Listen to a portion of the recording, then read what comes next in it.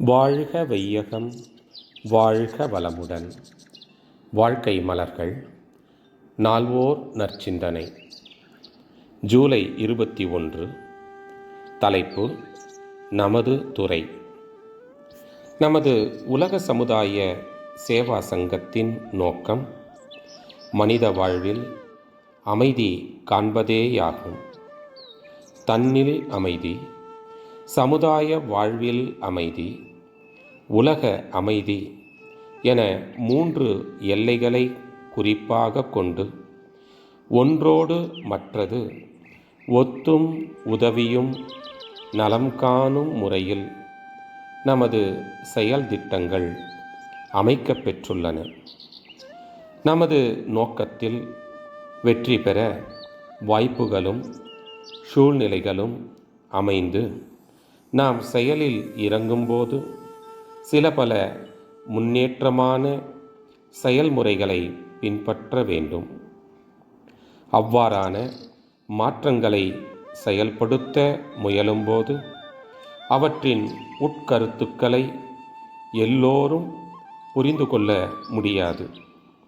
அவரவர்கள் அறிவு வளர்ச்சி பெற்றுள்ள அளவில் அவர்கள் வாழ்வில் கண்ட அனுபவங்கள் வரையில் எல்லை கட்டிக்கொண்டு அந்த எல்லைக்கு உட்பட்டே எல்லோரும் எல்லா நிகழ்ச்சிகளும் செயல்முறைகளும் உருவாக வேண்டும், நடைபெற வேண்டும் என்று எண்ணுவது இயல்பு. அத்தகையவர்களிடம் கருத்து பிணக்கு கொள்ளாமல் நமது நோக்கங்களை அமைதியாக விளக்கி அவர்களையும் ஒன்று கூட்டி செல்ல வேண்டும். நமது நோக்கம் உலக அமைதி, நமது செயல்முறை தொண்டு, நமது துறை ஆன்மீகம், அருள் விளக்கம், யோகம். இவற்றில் பிறரை கட்டுப்படுத்த இடமே இல்லை. ஒவ்வொருவரும் தம்மை தாம் தகுதியாகவும் இனிமையாகவும் சீரமைத்து கொள்ள வேண்டும்.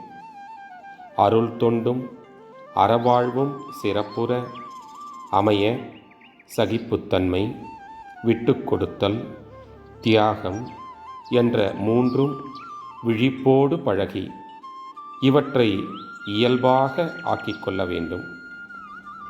ஒவ்வொருவரிடமும் நிறைவும் இருக்கும், குறைவும் இருக்கும். அவை யாவும் காண்போர் கருத்தின் ஏற்றத்தாழ்வேயாகும். எனவே நிறைவை நாடியே செல்வோம். இயற்கையில் அமைந்துள்ள 1000 இன்பங்களை உணர்வோம், அனுபவிப்போம்.